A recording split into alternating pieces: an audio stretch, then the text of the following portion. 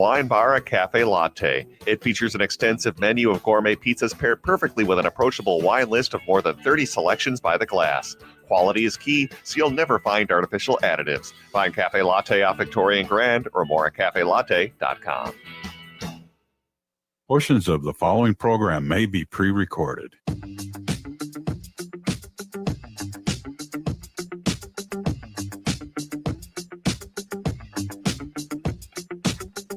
Broadcasting live on AM 950, the Progressive Voice of Minnesota, in the evenings on WCPT 820, Chicago's Progressive Talk. In the nighttime hours in Seattle, 1150 AM KKNW, and of course on BAM, the Blue Amp Media Network at blueamp.co on Substack. That's blueamp.co on Substack. It is the Matt McNeil Show for your Friday. Hey, what do you know? It's Friday. Good to be with you today. I'm kind of excited today because we have got joining us is one of the candidates to take over Tina Smith's U.S. Senate seat. Lieutenant Governor of the state of Minnesota, Peggy Flanagan, will join us here just about a half an hour from right now. We will chat with her about her campaign and some of the issues that are out there. Brett, how are we today? Doing all right. How about you? I'm doing fine. I am a little, it's the end of the Olympics. That's going to be done.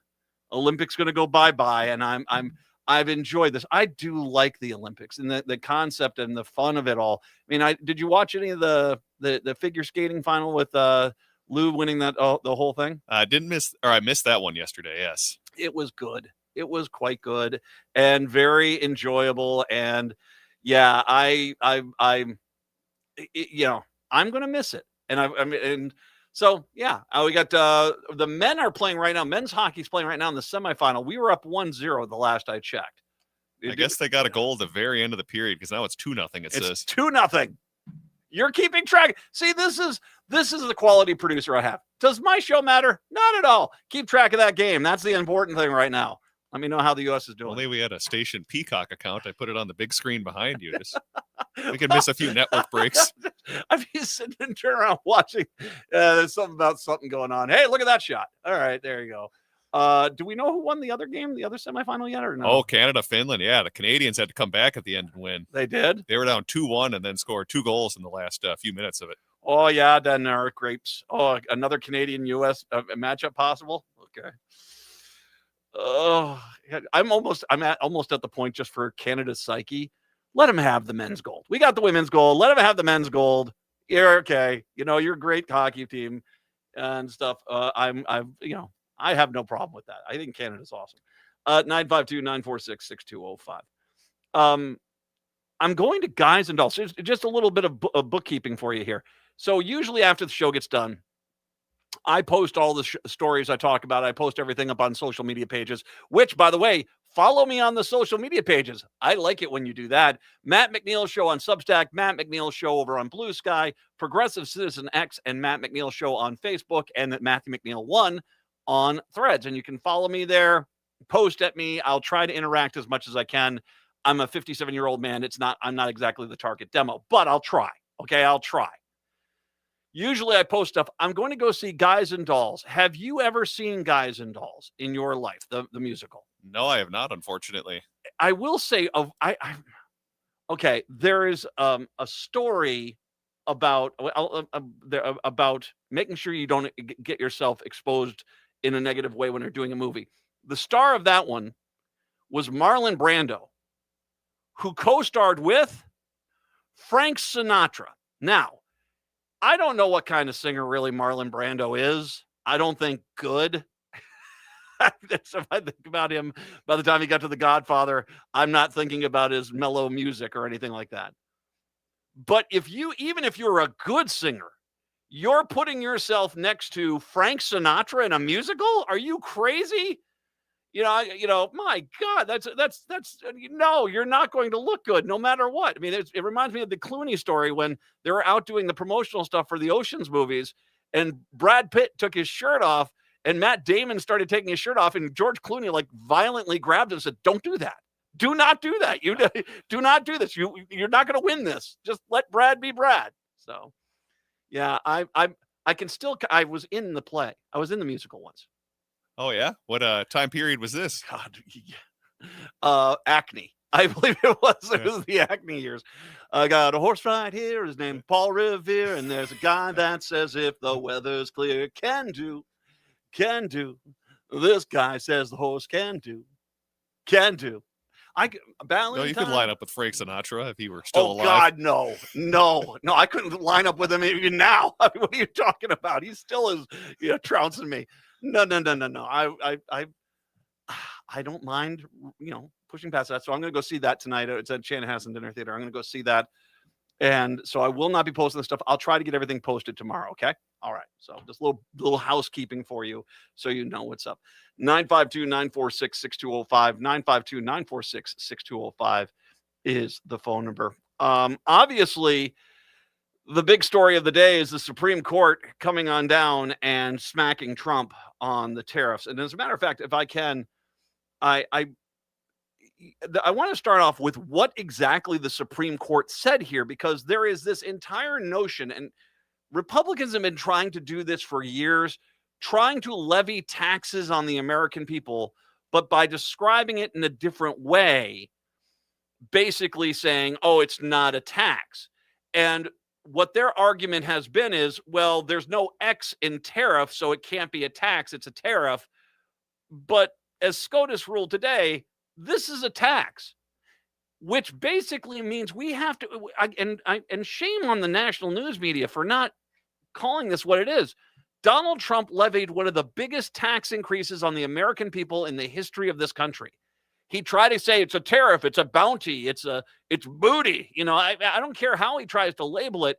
It was a tax. He taxed the American people billions of dollars and bragged about it. And what the Supreme Court said is, no, this is a tax. It's always been considered a tax. A tariff is a tax levied on imported goods. That was actually from the ruling. A tariff is a tax levied on imported goods. The people in their government who do taxes is Congress. Congress are the ones that pass tax increases or tax cuts. Congress has to do that. He can't just do that. So I want to make sure we start with that, because this was a tax. Donald Trump is one of the biggest taxers of the American people in the history of this country. The U.S. Supreme Court declared many of Trump's tariffs illegal on Friday in a sharp rebuke that topples a key pillar of the president's aggressive economic agenda. In a 6-3 ruling, the court decided that a 1977 law designed to address the national emergencies did not provide the legal justification for most of the Trump administration's tariffs on countries across the world. It is the first time the court has overruled one of Trump's second-term policies. Really? Trump blasted the justices who ruled against him in a press conference, calling them a disgrace to the nation. The guy up there who's got a lot of credible allegations against him for raping children calls you a disgrace of the nation. Okay. Yeah. Like I said, the fact that our news media is so bad at this point, it really is a crying shame. He said the ruling had emboldened him to enact very powerful alternatives to the tariffs declared legal. Now, once again, I want to make sure we understand. Donald Trump is pudding for brains right now. He's having to take cognitive tests on a regular basis. That is not something smart people do. I'm pretty sure like Neil deGrasse Tyson isn't being constantly taken into a back room saying, can you point out which one's the puppy dog in the picture? Because he doesn't have to, because he's Neil deGrasse freaking Tyson. Trump has to, I think is that a dog or a bunny? I'm not quite sure.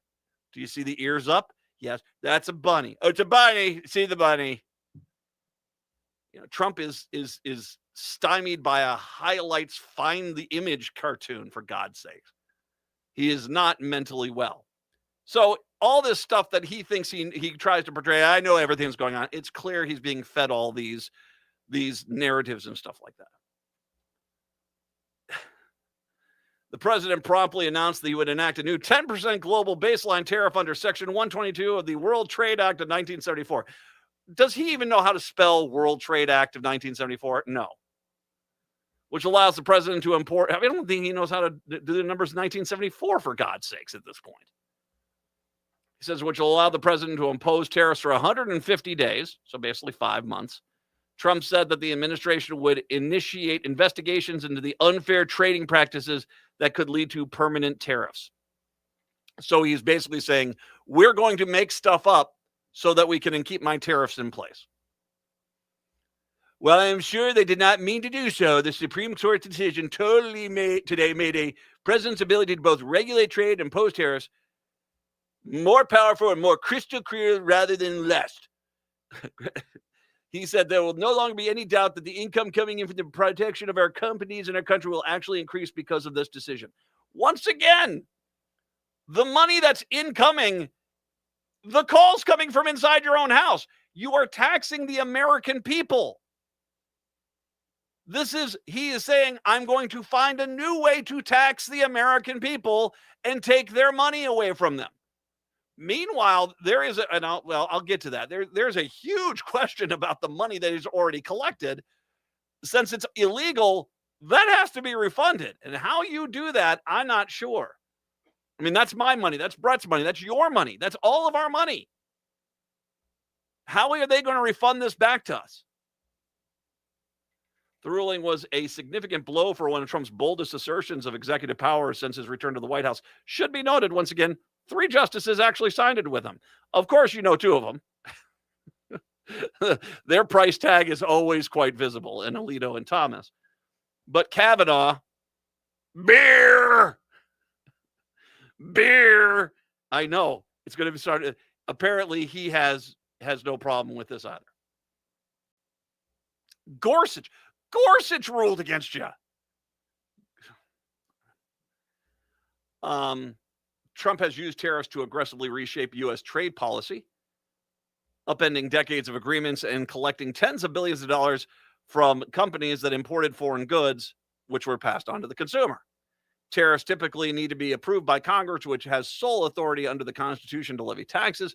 Trump argued that he had all the right to impose tariffs on trading partners under the International Emergency Economic Powers Act, IEPA, which I think he thinks is one of his children, which in some circumstances grants the president authority to regulate or prohibit international transactions during a national emergency. But there's no national emergency. Well, Trump, but I mean, he wouldn't call him. I mean, if he might actually have a legal argument. If he said, I'm the national emergency, I have to admit, it's a clever option. He might actually have a way. Touche, Supreme Court. I'm the emergency. The call is coming from inside your own house. Oh, my God. The court said the ability to enact tariffs peacetime does not belong to, does in fact belong to Congress. Trump also announced the all national security tariffs under Section 232 of the 62 Trade Expansion Act, and existing tariffs under them will remain in place. I mean, once again, he's being told what to say on that stuff. More on this story when we do come back. Plus, more incredibly bad economic news courtesy of Trump. It is the Matt McNeil Show.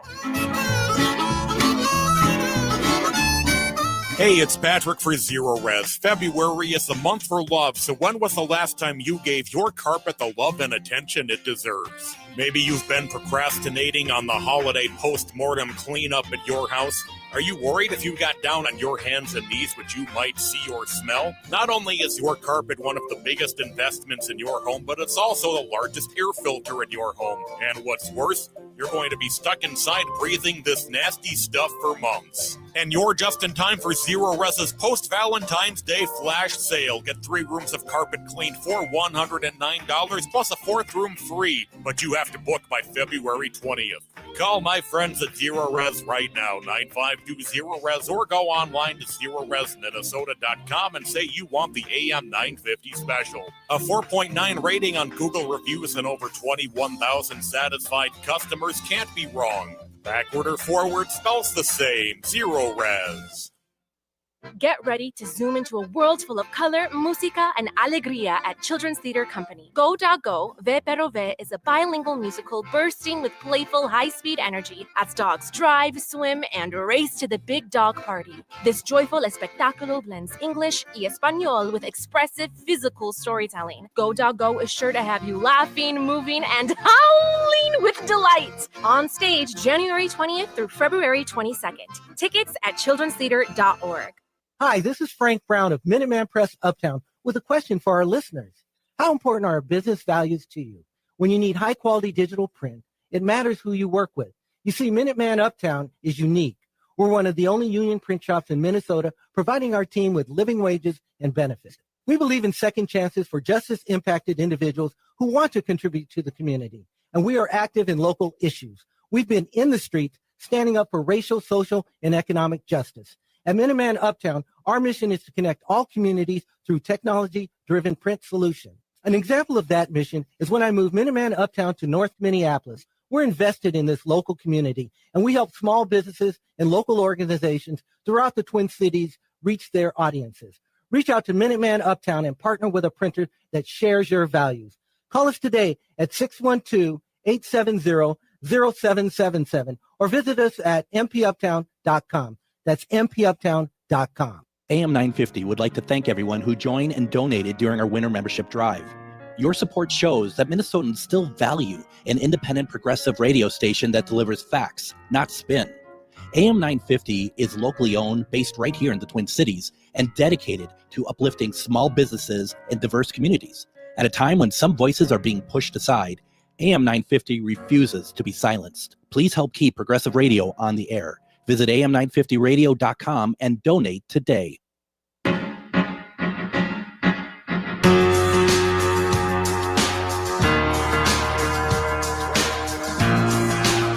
It is the Matt McNeil Show. All right, so back to the big story of the day, which is the Supreme Court basically saying to Trump, your tariffs are illegal. Trump then went after the liberal justices on the Supreme Court, saying they proved being swayed by foreign interests without providing any evidence. In his remarks, Trump lambasted the liberal Supreme Court justice today, as well as those who concurred with the opinion that the use of the IEEPA was illegal. The Democrats on the court are thrilled, Trump said. They're against anything that makes America strong, healthy, and great again. They're also frankly disagree to our nation, or just a disgrace to our nation, those justices. He then went on to criticize certain members of the court, which would basically be Neil Gorsuch and Amy Coney Barrett. They're very unpatriotic and disloyal to our Constitution. Actually, no. Reminder, everything that Republicans say is actually an admission. They actually follow the Constitution. They actually respected the three branches of government. You didn't. They're very unpatriotic, disloyal to our Constitution, Trump said. It's my opinion that the court has been swayed by foreign interests in a political movement that is far smaller than people would ever think, he said, without citing any evidence of his claim. Chuck Grassley. This could be, okay, I will say, a lot of Republican senators were very much applauding this ruling from the Supreme Court because, especially, was it Collins up in Maine? Anyone that's basically has any trade to do with Canada was praising it. But Chuck Grassley, there's a few things here. The senator who chairs the influential Judiciary Committee noted in a statement today that he was one of the only sitting members of Congress during the passage of the 1977 International Emergency Economic Powers Act. What in the hell are you doing there if you were in Congress in 1977, you fossil? Dear Lord, retire, pudding boy. It is, what are you doing there? Do you even know where you are? You were there in 1977. That's less than 10 years after I was born. Term limits might be a good idea. The Supreme Court said that Trump's use to justify his global tariffs was illegal. Grassley called Trump a very skilled negotiator. God, really? I think that's a bunny. I'm going to call it a bunny. following the court's order. I want him to continue to be successful in expanding market access, said the Iowa lawmaker. I urge the Trump administration to keep negotiating while also working with Congress to secure longer-term enforcement measures. So that's about as the nicest way as you can say is, hey, you still need to work with us, without saying, hey, you shouldn't have done this on your own. But what do you mean? Successful in expanding market access. Dude, you're in Iowa. Your markets have been decimated by that clown car.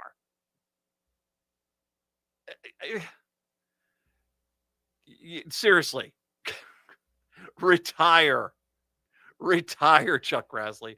I was back then when they had Hoover putting through that tariff act back then, and I thought it was a humdinger of an option there. Really? I remember when Einstein. I remember when Edison came in with some light bulbs. It was so nice. We could see each other finally. I also want to make this point, which I think is an important point to make. Since Trump took office, and even beforehand, there hasn't been a single ruling from Alito or Thomas in favor of Trump's agenda that if the case was a Democrat with the same exact case, they would have ruled the complete opposite way. Those two are just the most bought and paid for Supreme Court justices you've ever seen. It has nothing to do with law. It has everything to do with basically just, what does Trump want? Well, then I'll justify it afterwards. And that is really a big problem. These guys have got price tags on them, and those two freely basically sold themselves. Following the Supreme Court bombshell ruling, Trump tariffs were unlawful. Growing number of critics are now demanding refunds from the Trump administration for the cost consumers were forced to bear due to the president's trade policy. Issue an immediate refund to all Americans for your illegal tax, wrote Governor Gavin Newsom of California. Now, working class Americans were made to bear the brunt of cost increases associated with Trump's tariffs, with one recent study finding that 96% of all tariff-induced cost increases were paid by ordinary American consumers. The study findings suggest that $200 billion in tariff revenue collected by the Trump administration last year was paid almost exclusively by the American people. In the wake of Trump's tariffs being ruled unlawful, some are demanding their money back. I would agree. I would absolutely agree. Where's my money? Beyond. I think is that how you trash talk? All right. Take that, zinger. It should be mentioned once again. He mentioned earlier he was going to try to put that 10% in. He has apparently already put the 10% universal increase on us. Because once again, Canada ain't paying it. European Union ain't paying it. China isn't paying it. We're paying it. So, on top of that, other stellar news from the Trump economy. U.S. growth slowed more than expected near the end of the 2025 as the government shutdown impacted spending and investment. While a key inflation metric showed high prices are still a factor in the economy. Really? I know something that's doing those high prices. The gross domestic product rose to an annualized rate of just 1.4%, way below expectations. Well below the Dow Jones estimate of a 2.5% gain. As a matter of fact, actually, the Dow was saying 3% gain.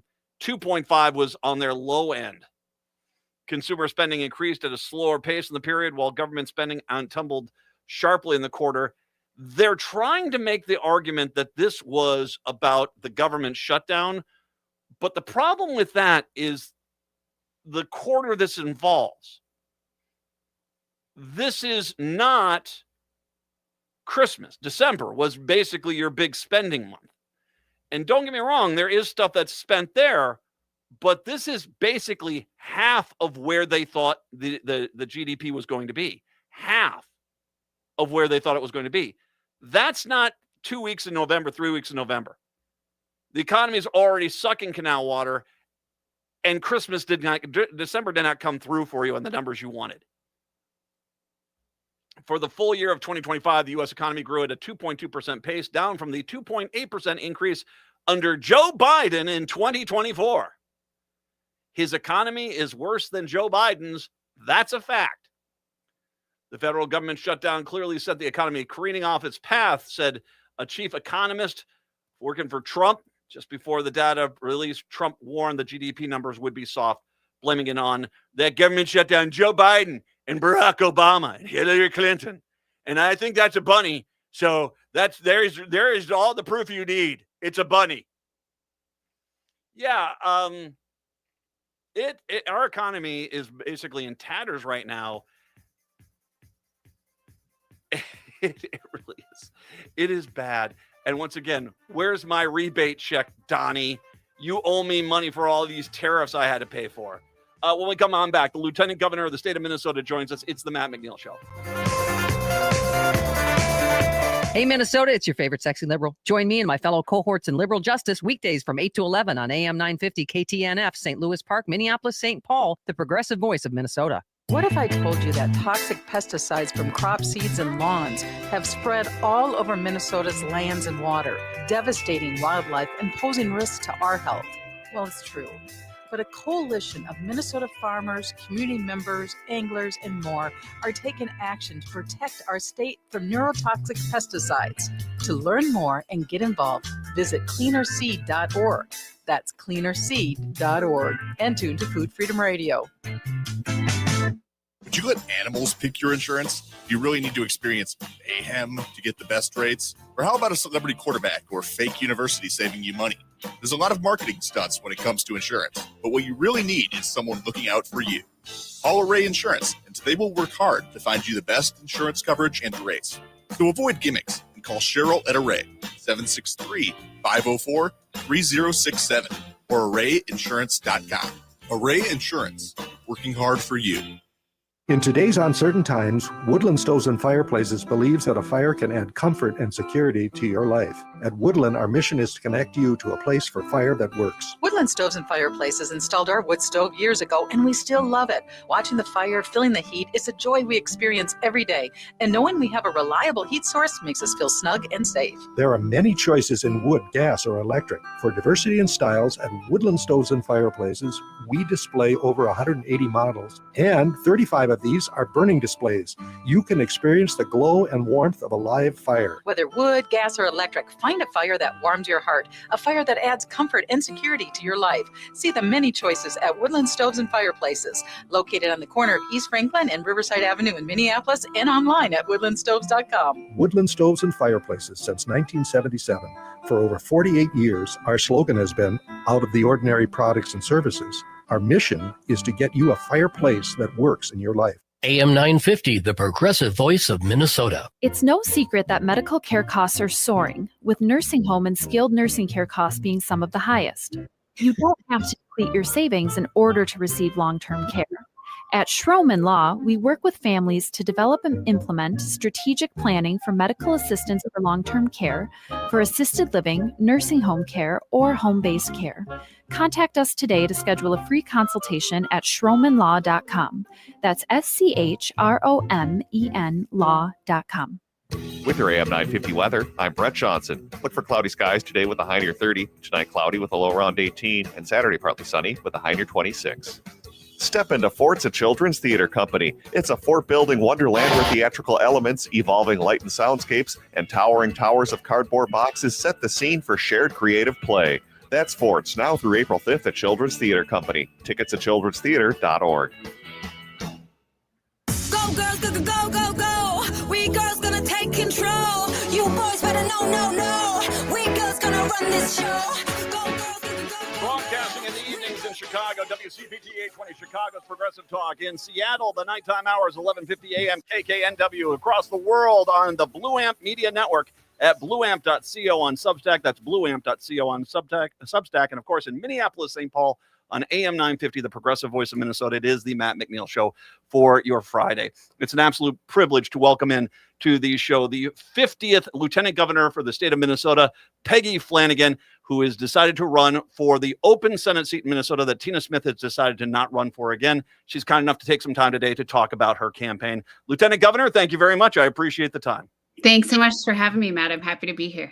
I talked to you. Gosh, I remember you were a House member. You came on the show back in the days, like a few times, and we talked about House issues here. And you've been an exceptional part of the executive leadership team in this state since 2019. I can't tell you how glad I am that you guys have been in charge. Thank you. I appreciate that. It's been a journey. What a couple of terms we've had, but there's been a lot of good work that we've been able to get done for folks here in Minnesota, and I want to bring that to Washington. So let's talk about that decision. Of course, Senator Smith decides not to run again, and you jumped into this race. Why did you make that decision at this point? Well, first of all, I adore Senator Tina Smith, and I have been honored and humbled to receive her endorsement to succeed her in the Senate. But I have to say, I am running because I want people to be able to afford the lives they want to live.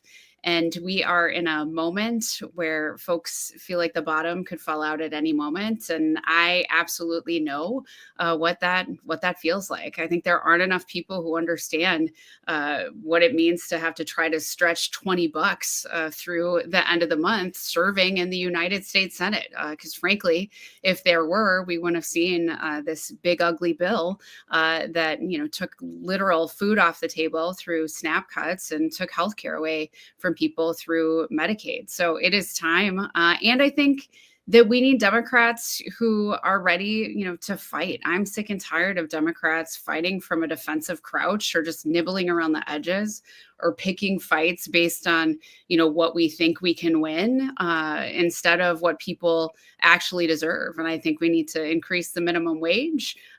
We have to make sure we index it to inflation so it keeps going up as costs go up. Medicare for all, universal childcare. It's time, and folks are ready for us to be bold. I agree with you. I don't like politicians who take the path of least resistance. I like people that are actually looking out for the people, which brings up the main topic, which we should talk about. Whoever becomes our senator, you are dealing with a state where the federal government has turned on the state. They have sent in this highly militarized authoritarian police force to our dead. Numerous people's civil rights have been violated. People have been disappeared off the streets. You have just an inexcusable level of authoritarianism on display in the state of Minnesota, everywhere, not only in the Twin Cities, but throughout rural parts of the state as well. Talk about your view of has been going on and how you would like to address this. You get into the Senate because you're going to have a voice then on the federal level to be able to do this. What would you do when you would get there if you do become the senator? Well, first of all, I think we have to be really clear that ICE is beyond fixing. We have to rip it apart. And in Minnesota, we have seen the very, very worst of the federal government. The absolute chaos and terror that we've seen in our communities, from folks being violently removed from vehicles, children on school property being tear gassed, folks literally being killed in the street by these federal agents. I don't understand how we're even entertaining that ICE and DHS should receive one more penny, because my real question is how many people have to die? Because for some folks, I guess this number, it's over 30 of people who have been, killed by ICE agents or died in detention. It's over 30. It's inexcusable to me. And so I am very clear that they shouldn't receive one more penny.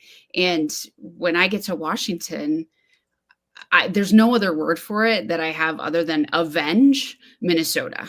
Right? We have to claw back this $75 billion, but also make sure that the federal government, which they are the ones who have laid this at our doorstep, is responsible for repairing and restoring and healing what they have broken. I'm a mom of a 7th grader. Her school was closed for 2 days so they could transition hundreds of families to distance learning, to protect children from federal agents, to protect children from their federal government. And I think about how many kids are now going to have an ACE score, like an adverse childhood experience score, simply because federal agents were in the streets. So they owe Minnesota, they owe our children in particular. And although they are saying that they are drawing down, we continue to see activity, especially now in the suburbs, exurbs, and in greater Minnesota. And it's horrific. Their tactics of posing as people who are delivering food aid to folks and then scooping them up. I'm sure, Matt, that you've seen the video of the ICE agent who was feigning that she was having car trouble in front of an individual's home so that she could detain him, who's a mechanic. Like, it's evil. And we have to rip it apart. And it is amazing they have found these people. I don't know how you get this broken as a person, but how do you get them hired into a position like an ICE agent? I don't know. This is one of the things where there is a difference between you and your primary opponent in this Senate primary that we have in the state of Minnesota. Angie Craig in the past has supported ICE. She did that whole big thing where we all, kind of all praise ICE last year. And then, of course, the Lake and Riley Act. And of course, what happened to Lake and Riley Act was horrible, but they used that tragedy to pass what we are seeing now, this fascist-like authoritarian federal policing force that is coming down here. You have been very vocal that these are things that you would have never supported even back then, that these are things that clearly were giving, especially when you're looking at Trump, the wrong person the power to do something with this stuff. That's absolutely right. And we should talk about the fact that, this policy of mass deportations, this was not in the fine print of, the Trump campaign. It was literally on bright red signs in all caps, right? Mass deportations now. And so the very first bill to come to the floor under the second Trump administration was for the Lake and Riley Act. And I think it's also important for us to say what it does, right? It basically throws due process out the window for immigrants and allows for indefinite detention of adults and children. And so I really think that this was, the permission, right, or the test vote for the absolute, chaos and fear that we see in our communities. And my opponent, Angie Craig, was the only Minnesota Democrat to vote in favor of the Lake and Riley Act. She then went on to praise ICE in June of 2025 when they were in the streets of Los Angeles, terrorizing communities there, literally picking people up and detaining them at elementary school graduations. And so I am grateful that now she wants to impeach Kristi Noem. So do I. And I am grateful that she is horrified by what she has seen. But she's been given opportunity after opportunity when asked in the press and asked by Minnesotans if she regrets that vote or if she would apologize for it. And every time she doubles down. So pardon me, but I don't think that you have any business representing the state of Minnesota when we have been terrorized by the very people that you have praised. The Lieutenant Governor of the state of Minnesota, Peggy Flanagan, is kind enough to join us. She is running currently in the DFL primary to become the next Senate candidate to replace Tina Smith there. Let's talk a little bit about one other issue here, because obviously we talked about the immigration issue in outstate Minnesota, where the ugly truth of our ag sector is we can't get product to market without undocumented workers who do a majority of the hard jobs out there at, frankly, a too low of a rate. They're being rounded up. The farmers out there have already put out the warning signs. We don't have workers right now. You have Trump shutting down the markets for Minnesota products out in, the soybeans, dairy, meat products. These markets, these international markets that used to be open for our farmers are not there. Things are not looking like they're getting better anytime soon. Plus, then you can look at input costs, because those same tariffs made fertilizers from Canada far more expensive. Right. And every farmer I'm talking to is underwater right now. Every single one of them is underwater. Let's talk a little bit about the ag sector, because under Trump, even after 1 year, I'm not sure how much longer it can survive with these Republicans in charge. I mean, this has been, I I've never seen an administration give a middle finger this large, right, to the agricultural industry and to family farmers in particular. And what so I was at a forum and someone raised their hand and they said, well, as Trump is now giving farmers, assistance in this moment, it's like, throwing a glass of water at a guy who's dying in the desert. And I said, yeah, but like, let's take that further, because the tariffs, if you're using that metaphor, he was the guy who threw you in the desert in the first place, Yes. right? And so, the farmers that I'm talking to say, like, I just want to make a good living. I want to be able to support my family, and I want to be able to do my work, which is, to feed people. And so, the role of this aid that's coming into farmers from the Trump administration, I mean, it's fine, but like, you're the guy who caused this in the first place. And you're absolutely right. ICE isn't just in the Twin Cities. As we've been traveling all across the state, we've actually run into ICE agents in greater Minnesota, or as we're having, our town hall events, all of a sudden people's cell phones will go off and they are alerted that ICE is on construction sites or at a local restaurant, and constitutional observers have to head out the door because they are right there in town. It happened in Alexandria, it happened in Detroit Lakes, it happened in St. Cloud. And so they are everywhere.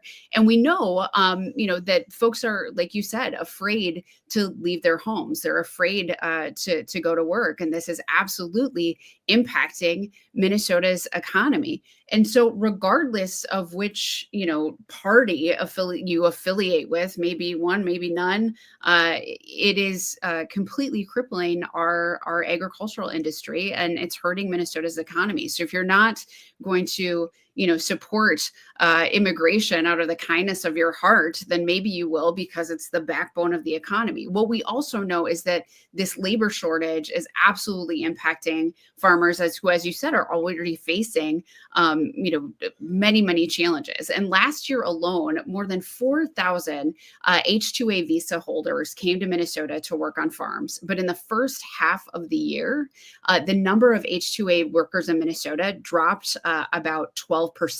Yeah. And in real numbers, that's thousands fewer folks to, milk cows, harvest crops, and process foods. We have to raise our voices. And frankly, Republicans in Congress have to do their damn jobs. This is truly that they have just like thrown up their hands and forgotten that it is the job of, Congress to oversee tariffs. And, we just saw, right, that the Supreme Court threw out Trump's tariffs, and we all will have to, I think, to brace ourselves for his complete overreaction to that decision, right? Yes.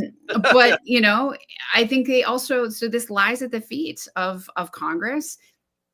And the fact that multi-generation farms, family farms, are now facing this choice of whether or not, they can survive another year. That also falls at the feet of congressional Republicans. And we should be making sure that everybody across the state and across the country knows that. Peggy Flanagan, once again, the Lieutenant Governor of the state of Minnesota. I want to make sure I put out for you really quick here that you can go to peggyflanagan.com, peggyflanagan.com. You can make a donation there, find out about our campaign, find out about issues. I got to have you back at some point, because you brought up the economic impact of these small towns, and you did touch on the construction industry also being in dire straits right now because of all this stuff. So we'll have you back at some point here. Thank you so much for the time today. It's been an absolute privilege to catch up with you, and all my best on the campaign trail. Thanks so much, Matt. Take good care. Lieutenant Governor of the state of Minnesota is Peggy Flanagan, running for U.S. Senate. We'll take a break. It's the Matt McNeil Show. Brand new. Don't close your eyes, 'cause your future's ready.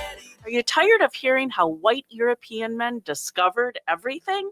Then 10,000 Things Theater's production of Men on Boats by Jacqueline Backhouse is for you.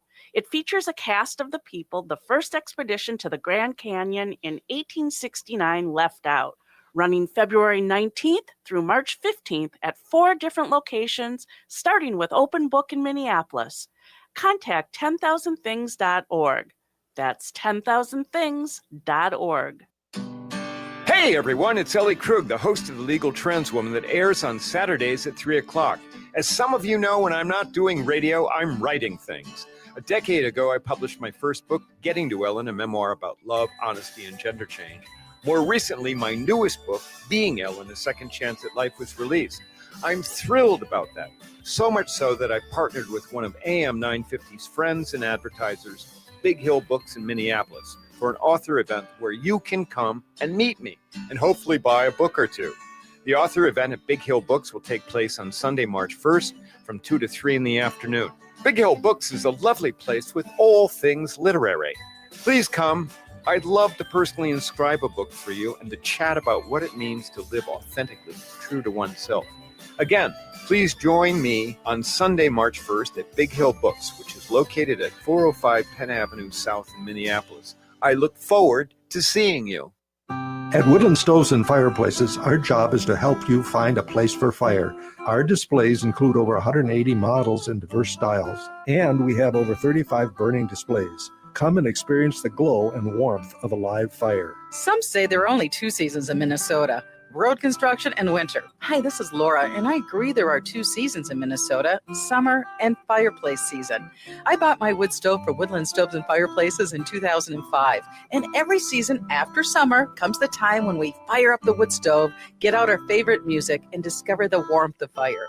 Our dog Pumpkin remembers the fire too. He stations himself right there, legs up in the air, just enjoying the warmth of the fire. With the wood stove, we are able to keep the main area of the house toasty warm, while the thermostat is set at an energy-efficient 64 degrees. Discover your fireplace season.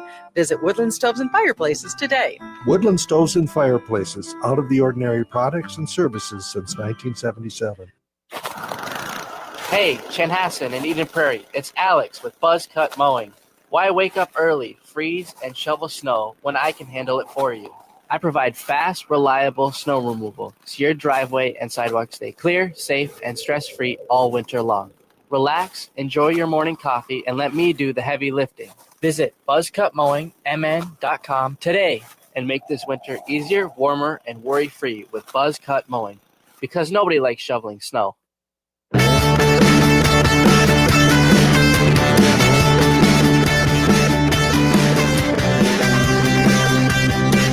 It is the Matt McNeil Show. Yeah, that was a nice interview. PeggyFlanagan.com. PeggyFlanagan.com for more information about her campaign as she is once again running for U.S. Senate to take over Tina Smith's seat in Minnesota, currently the lieutenant governor of the state of Minnesota. I wanted to briefly just touch on one issue, if I could, in regards to the fight that's going on right now in the primary in Minnesota. And I've said this before, I, as a Democrat, and I've always labeled, there are progressive Democrats, Paul Wellstone-ish, middle-of-the-road Democrats, Al Gore, and then you've got people like Barack Obama who are moderate Democrats, who are all still Democrats, okay? They're all still Democrats. Governor Walz is a moderate Democrat. He's still a Democrat. Trust me, that dude's a Democrat. I find myself in the Al Gore camp. I'm kind of a centrist. But you know, if you're under the DFL umbrella, I'd be much more inclined to vote for somebody on the further left side of me than on the more moderate side. And the reason why is I have watched too many moderates acquiesce to the Republicans. Well, I liked being bipartisan. Well, you know, when is any reciprocity coming back to you? Because I see you giving up votes to help Republicans, but I don't see Republicans giving up votes to help Democrats. And that's just a reality. And so one of the things that you're hearing, and we've had Kataba Ghazala on for in Illinois 9. We've had other, we had Chris Cluey on. We've talked to him. And all these people are progressives, and they're proud progressives. And one of the things that people say is, you know, especially the moderate side, during the primary is like, well, I'm the only one that can be elected. No, Paul Wellstone won Minnesota. Paul Wellstone won Minnesota multiple times. That is I don't like any politician and I'll just be blunt. I don't like when moderate Democrats will say something like that. I'm the only politician that can win. If you vote for the other person, you're a loser. You're going to lose. And then when it comes to the general election is, hey, all you people I called losers, I'm the only ticket in town now. And I can't tell you in my broadcasting career how many times I have watched a Democrat snatch defeat from the jaws of victory because they piss off their own base so much with this, what else are you going to do? Well, they can stay home and not vote. I can't tell you how many times I have had moderate Democrats basically ignore my show. And like I said, I consider myself an Al Gore Democrat. I'm not a super progressive. I've got some progressive ideas for sure, but I'm kind of more in the middle of the road of the party. And they won't come on my show because, that's just liberal talk. And then all of a sudden, 2 weeks before the election, hey, buddy, we'd love to get on the time to talk with you, Mike, on your show because we love those liberal progressives. I'm like, you got polling that says you're about to lose because you've alienated your own base. And that's when all of a sudden they got time for me. So, all right. No, here's the deal. The Democrats are smart voters. They're generally the smartest people. Trust me, I've seen who's got college degrees. I trust them. If they elect a progressive or a moderate, fine. I'll support either candidate. But enough with this. You can't win on the other side. No, progressives can win. Moderates can win. Don't do this thing right now where you sit there and say, there's no chance for the other person. Don't badmouth the other side as unwinnable and then expect those people who supported that person to try to come rush into your support on the other side of it. You're either a proud Democrat or you're not. And if you're not, go vote, run as a freaking independent. Go run as an independent. Knock yourself out. But stop with this. You can't win if you're a progressive. Well, I have a feeling a lot of frickin' progressives are about to win across this country. There are stories which I have to try to get in, even though our news cycles are so freaking jam-packed. This one's freaking crazy. And you probably haven't even heard of it. At least 2 female staffers have alleged they were sexually assaulted by the labor department by the husband of the labor secretary, Lori Chavez DeRemer. This has been confirmed. Chavez DeRemer's husband, Dr. Sean DeRemer, has not been criminally charged, but has been barred from the Labor Department's headquarters in Washington, D.C. after the women detailed their claims to investigators. The New York Times first reported on the situation yesterday, citing people familiar with the situation and the police report. There's an active investigation by the police department's sexual assault unit, they said through a spokesperson when contacted about the Times account. This is to CNBC. And one accuser filed a report late in January. We cannot confirm the names of potential suspects of witnesses. The women say Dr. DeRemer, who is an anesthesiologist in Portland, Oregon,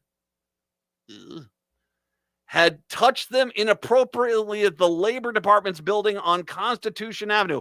Once again, this isn't the Labor Secretary. This is the husband of the Labor Secretary going into the office and groping people, allegedly. Dear God. Yesterday it was the, heated rivalry video with RFK Jr. and Kid Rock guzzling whole milk in a hot tub. And that's not a euphemism for anything. They actually did.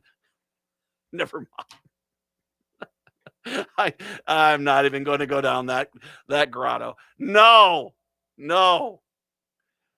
Okay, they actually drank milk in the hot tub. All right, whatever. And today we have, is everybody in this administration, how many predators are there here? One of the incidents during the working hours of morning, December 18th, was recorded, happy holidays, by the way, was recorded by the office security cameras. The guy's on video. He showed Dr. DeRemer giving one of the women an extended embrace as it was reviewed as part of the criminal investigation. A source who spoke with news at the incident said Dr. Dorima has seen giving a woman a hug that went on for way too long and turned creepy, according to the news outlet. Dear, okay, I'm married. I got a wife. She goes into the office occasionally. I've never shown up there and started giving out hugs. What in the... Yeah, you guys aren't shaking the whole pedophile child sex trafficking. You're just not going to shake that, okay? All right. Chicago, Seattle, I will talk to you guys on Monday. Bam, and Minneapolis, St. Paul. Hour 2 up next. Hi, I'm Katrina, and I'm the host of Boldly Challenging Ableism. They're letting me do season 2. I can't believe it either. But in season 2, we have new guests and old guests, so we can satisfy all of your listening needs and desires, or at least 2 distinct subsets of listening needs and desires. Our theme is actually pretty locked in. But anyway, join us right here on Sundays at 2 p.m. Catch the season 2 premiere of Boldly Challenging Ableism on Sunday, March 1st at 2 o'clock. Hey, this is Andy Addo, Executive Director of Twin Cities Pride and your host of Twin Cities Pride Amplified. Our community needs your help. Twin Cities Pride is collecting donations to help our local community in need. We're collecting everything from shelf-stable food to household cleaning supplies, infant care items, and personal care products at our Pride Cultural Arts Center. If you're looking to help, reach out to us at info@tcpride.org or just stop by 1201 Harmon Place in Minneapolis. It's our time to take care of our community and take care of each other all year long. Hey, Minnesota, it's Brad Friedman, host of the Bradcast. You're listening to AM 950 KTNF, St. Louis Park, Minneapolis, St. Paul, the progressive voice of Minnesota. AP News, I'm Ben Thomas. The Supreme Court handed President Trump a loss today. Saka Magani reports the issues key to his economic agenda. In a 6-3 ruling, the conservative majority court said it's unconstitutional for a president to unilaterally set tariffs since Congress holds taxation power. The president is furious, calling it deeply disappointing. I'm ashamed of certain members of the court. Absolutely ashamed. Including 2 he appointed, Neil Gorsuch and Amy Coney Barrett. Their decision's incorrect, but it doesn't matter because we have very powerful alternatives. And says he'll impose a global 10% tariff under a law that would restrict them to 150 days. The ruling did not address whether companies can get paid back for the billions they've already paid in tariffs. Many have lined up in lower courts to demand refunds. Sagar Magani, Washington. Fresh economic data. The Commerce Department reports GDP growth slowed in the fourth quarter of 2025 to a 1.4% annual rate. For the year, the economy grew 2.2%. Consumer spending also slowed, growing just 2.2% in the final 3 months of the year. Stocks reacted calmly. The Dow added 230 points, or about 0.5%. The S&P rose 0.7%, the Nasdaq 0.9%. All truckers and bus drivers will be required to take their commercial driver's license tests in English. The Trump administration says it wants to ensure they can read road signs and communicate with law enforcement officers. And the Environmental Protection Agency is relaxing limits on mercury and other toxic emissions from coal-fired power plants, saying it should save hundreds of millions of dollars. Environmental groups warn it will harm children's brain development and adult health. In Olympic men's hockey, Canada rallied to beat Finland 3-2 and advanced to the gold medal game. In the other semi, USA holding a 5-0 lead over Slovakia heading into the third. This is AP News. Are you a parent of a 2 to 8-year-old? Listen closely for an exciting offer, then head to abcmouse.com/radio to learn more. By now, you've probably heard of ABC Mouse. ABC Mouse is like a little one-on-one teacher. It has helped her so much. We're offering a promo at abcmouse.com/radio to try it for free for a month, then $14.99 per month until canceled. Go to abcmouse.com/radio to see this offer. That's abcmouse.com/radio. Actual ABC Mouse users compensated for their testimonials, sponsored by Age of Learning. Progressive Insurance knows pets, and one of the biggest differences between people and pets is that we don't eat things off the floor.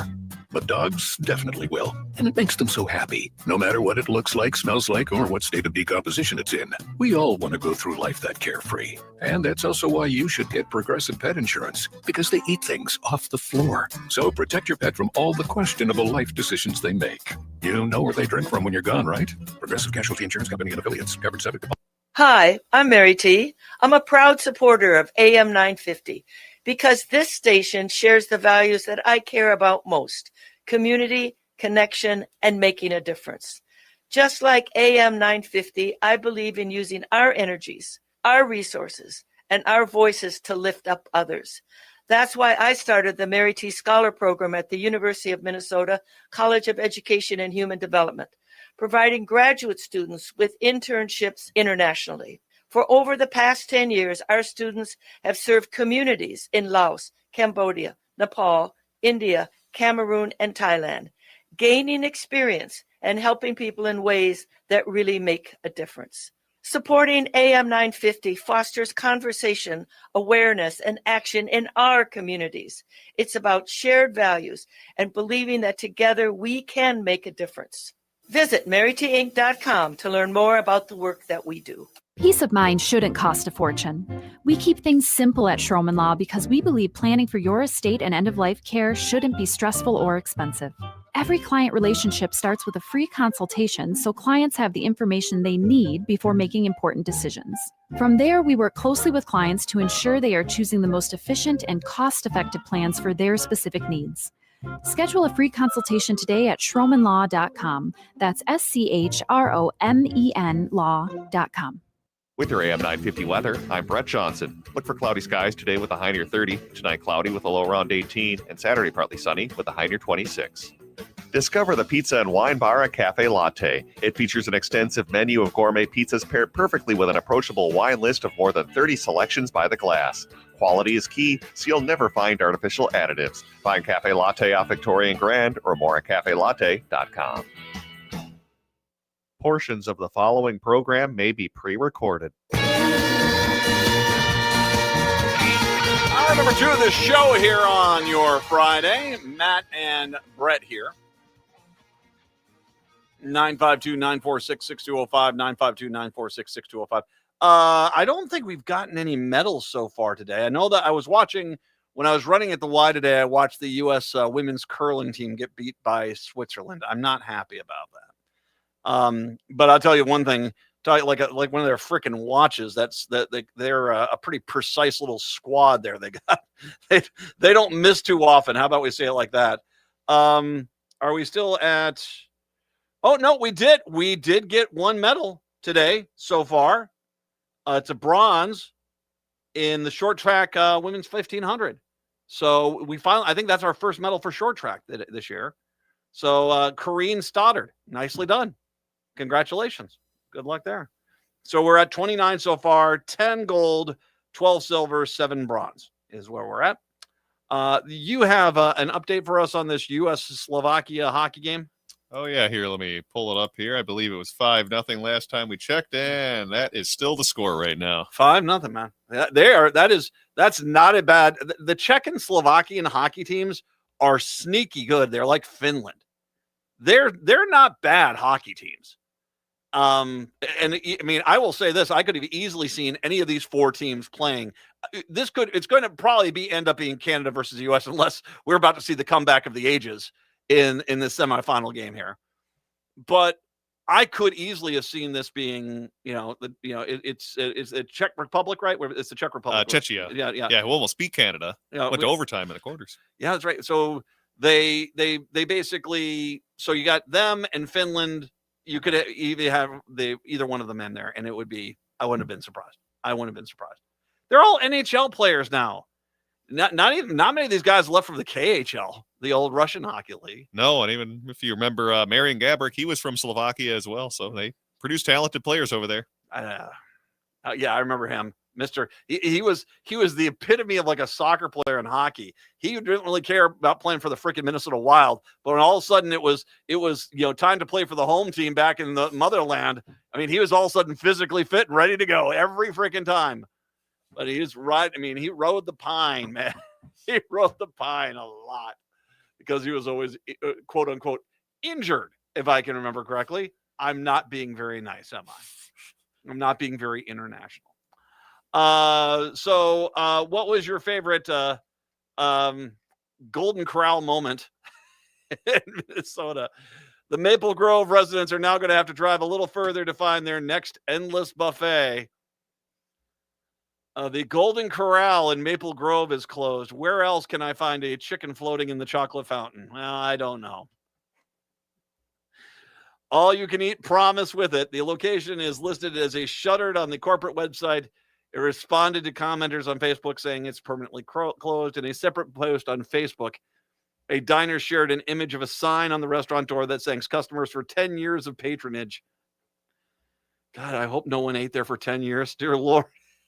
The heat lamp takes care of that. Sorry.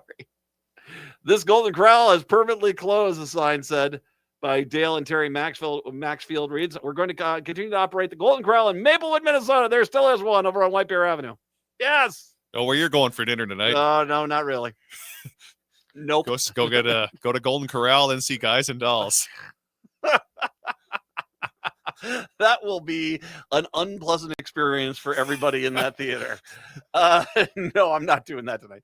The company did not respond to comment for the details of the reason behind the closure. The Golden Corral in Maplewood is now the company's sole remaining restaurant in Minnesota. Maple Grove Restaurant opened in 2016 in the site of the former Old Country Buffet. Now, there you go. The OCB, man. Old Country Buffet. Do I miss that monstrosity towards culinary delights? I did not mind the OCB. How often did you ever eat at the OCB when it was around? I had a couple jobs before I worked here. That was where everyone where I worked wanted to go for their birthday lunch, since we had one the Roseville location back then. Wow. The Rosedale Mall. So I went there more times than I cared to. Who doesn't like beef gravy on top of barbecue ribs? Yum, yum. It's some sort of fish. It's some sort of fish.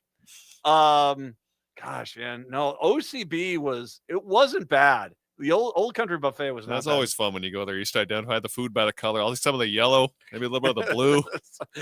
You're the green over there. Why is the fountain pink? What is in that? Is that strawberry milk, or is it like strawberry topping for the? I don't want to know. Why is the child putting a ham steak into it? Yeah, like lily pads. Ham steaks in the chocolate fountain like lily pads. Oh, it's a very British, 1850s kind of scene. I don't mind these kind of all you can eat buffets. And if you get to a good one, I mean, Vegas, I will say this, Vegas, I think, is a monstrosity, manufactured entertainment for people with regret, but they do have good buffets there. Those are not bad all you can eat buffets. You'll pay a little bit for it. And if you leave anything at your table unattended, it's gone. It will be gone, period. Because that's Vegas. But yeah, no, it is a, they're not bad. What I missed most of all was the restaurants from like the 70s. And there was one in town here, and I've talked to you about this before, Nora's. Nora's used to exist up here. It was a chain. And it was the restaurant where you could go get meatloaf and mashed potatoes, which were real mashed potatoes, with a beer served to you by a waitress who was smoking. And that was Nora's, man. And I mean, you can say anything you like, but man, I don't know who's in the kitchen. They were cooking. They knew how to make those traditional favorites really well. Because I think if you went to a lot of these restaurants now, especially these chain restaurants, and they're doing these old style, home style family classics, I don't think they taste anything like they used to taste back then. They used to be so much better. Now, granted, I just sounded like an old freaking man. But dear Lord, I mean, where was it? I went to Cracker Barrel when I went out and visited colleges with my daughter. What was that? What happened there? It used to be really obnoxious, but I mean, there was some flavor to the food. Nowadays, no. I can tell it's just, someone's heating up a bag in a microwave. That's my meal. Yum. So farewell, Golden Corral. Farewell. 952-946-6205. So we are going to, I want to get into, there have been some interesting things that have happened with the Republican Party, which when I eventually get to the end of this here, I think I'm going to point out, I think that there is a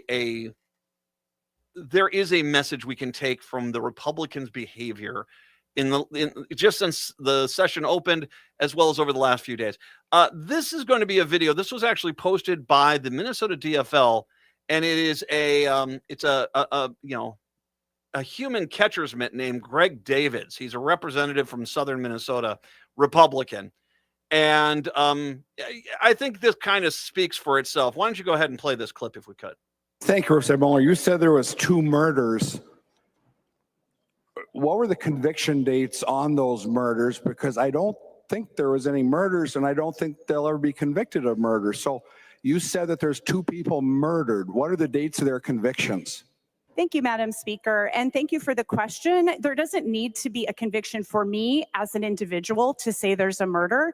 In order for there to be a conviction in a court of law, it has to be proven by a prosecutor beyond a reasonable doubt. And unfortunately, it doesn't look like we're going to get to a court of law because the investigation that has to be done has not taken place because the federal government has put a stop on it. Well, thank you, Madam Speaker. And Representative Mueller, I think that's pretty irresponsible comments because I do not believe there'll be a conviction of murder. So if you're not convicted of murder, how did you murder someone? Some could argue that it was in self-defense.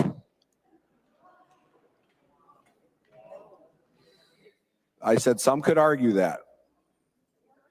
So I think it's very irresponsible to say somebody murdered someone when, number one, there's no conviction, and number two, there will not be a conviction. Okay. So, yeah, by the way, you just heard that disgusting pile of flesh say that shooting Alex Preddy in the back, what was it, 8 times, was self-defense. There's a lot to get to with this. First of all, can we talk about this whole thing? Because we got into this with Kyle Rittenhouse, too. That Republicans try to say, you can't say Kyle Rittenhouse murdered anybody. The courts didn't find him guilty. No, I can say he murdered people. I have freaking eyes. I've got a thing called freedom of speech here. You stupid, dumb Republicans. Yeah, I'm angry at this guy. I've got a thing called freedom of speech. Kyle Rittenhouse, I feel, murdered those people.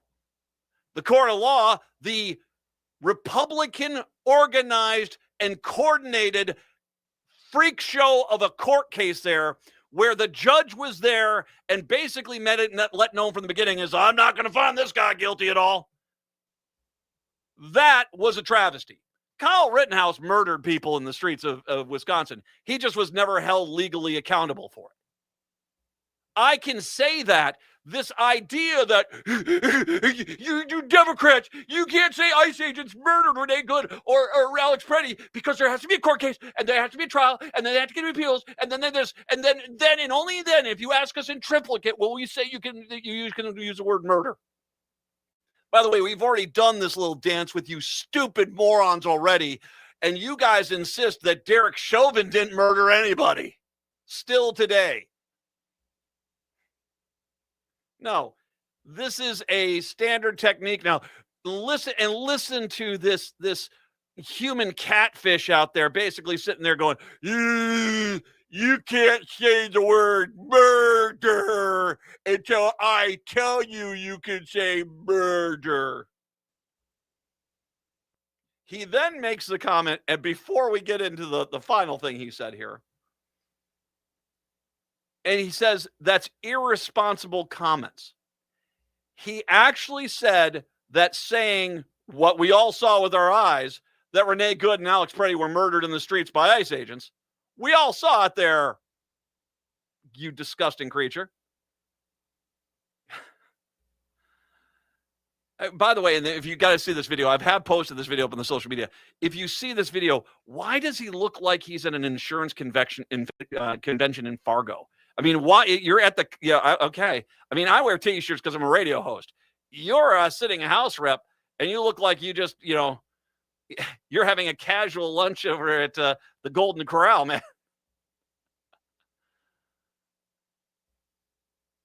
He says, some would say that it was self-defense.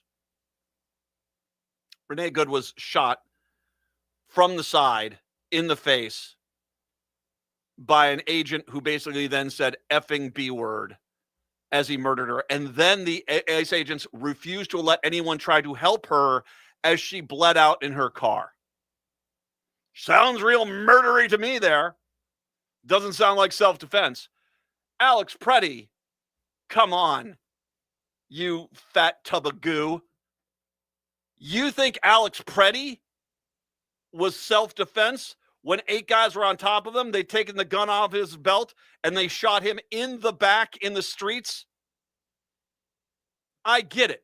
You, in your backwards hick clan bar or wherever you hang out in your town where everybody's there saying those people up there deserve it. And I don't know if it is a clan bar. It could just be it could just be a fine drinking establishment. But you know the people I'm talking about. They're there.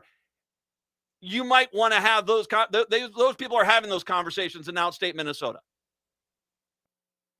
But this is a man coming into the Minnesota House and saying this, bringing this gibberish to the floor to basically say this. And you hear, there is another moment here, if I can. You hear after he says, some would say it was self-defense. And everyone's like, whoa, whoa, whoa. And he's like, some would say. We already know. I mean, if you're a progressive or a Democrat, you already know that weasel technique. If you've been at your Thanksgiving dinner and some guy comes on out, just before we get into the prayer for Thanksgiving here, let's all agree that Donald Trump is the nicest husband that anyone's ever had. And everyone's like, whoa, whoa, whoa. It's like, the first thing is, well, some would say that. Some would say, I didn't say that. I'm saying some people would say that. Oh, okay. Okay, then. All right. So all I have to do is, to be able to say that something, I can just say some people would say something. Like some people might say that Representative Greg Davids likes to have relations with livestock. Some people are saying that. Some people might say that. Some there, Representative Davids. Some people might say that Greg Davids has a family tree that looks more like a wreath. Some people might say that. Some people might say that. Some people might say that Greg Davids has a mop team with him every time because he drools so much. I mean, some people might say that. I don't know. Some people could say that. You see, as I can do that too, you worthless piece of crap. I can do that too. You got your point across. You can head on back to your district and talk about, hell, you got those libs. You got those libs. You're a disgusting piece of human trash. You are. And I don't need to say some people saying that. I'm saying that. You're a disgusting piece of human trash, Representative Greg Davids. But there's more. I'll get into that when I do come back. 952-946-6205, 952-946-6205. And what all these Republicans and their comments really are pointing at. I'll get to that in a second. It is the Matt McNeil Show.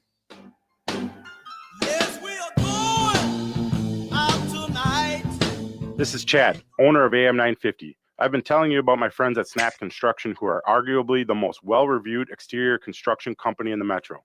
Don't just take my word for it. Take a look at all their reviews online. Winter is the most cost-effective time of the year to complete your construction project. A majority of Minnesotans choose to have their work completed on their home in the summer when they should be enjoying the weather. As a result, the demand for labor in the summer is much higher. The most cost-effective way to improve or restore your home is in the winter due to the lower demand. Right now, Snap Construction is offering an additional 30% off of labor to the AM 950 listeners on your next construction project between now and the end of February. Call 612-333-SNAP and mention AM 950 for an additional 30% off. As always, Snap Construction stands by their work with a lifetime craftsmanship warranty. Don't wait to get a free estimate by calling 612-333-SNAP. Or find them online at snapconstruction.com. Financing options available.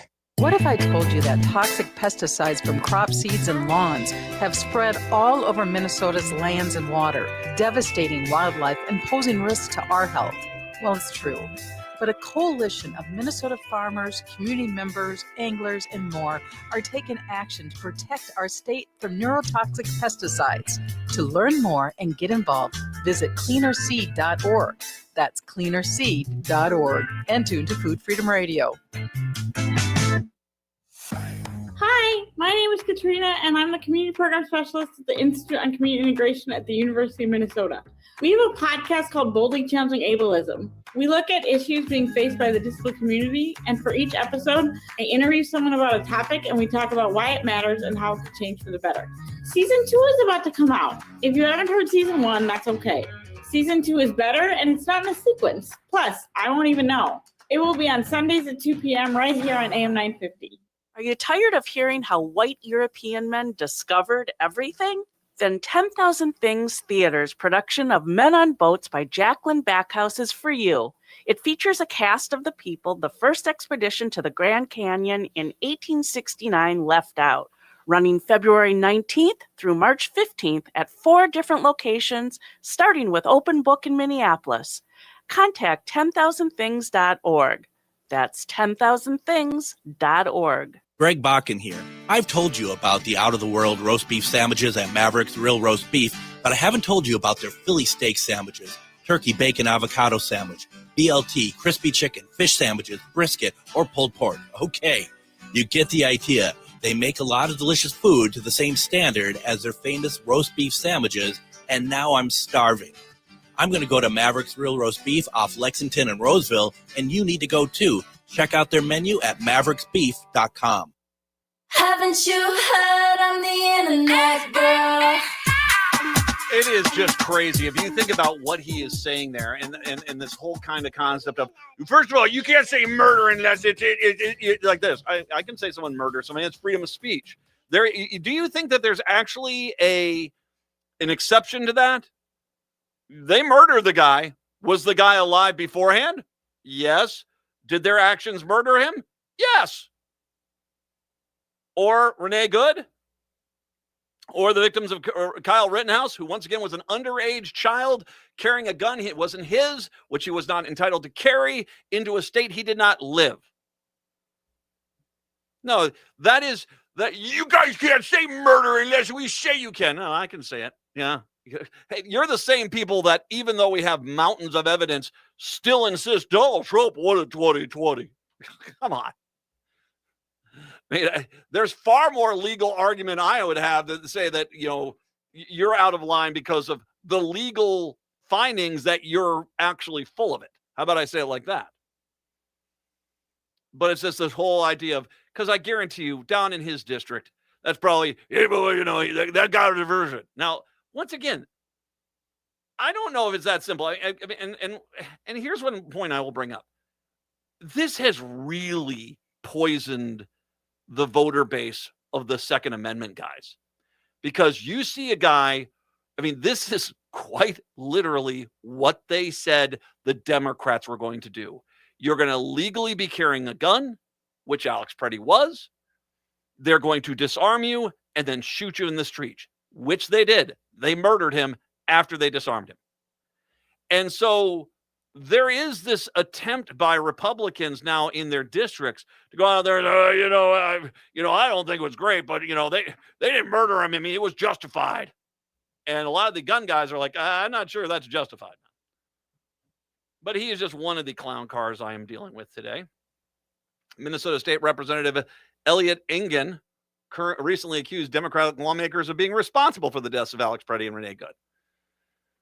Engen, 27, made the claims during an appearance on a right-wing talk show last month. During the interview, Engen claimed to have access to a donor list. Okay, I want you to make sure you listen to this. This is a guy, by the way, who's running to be the state auditor.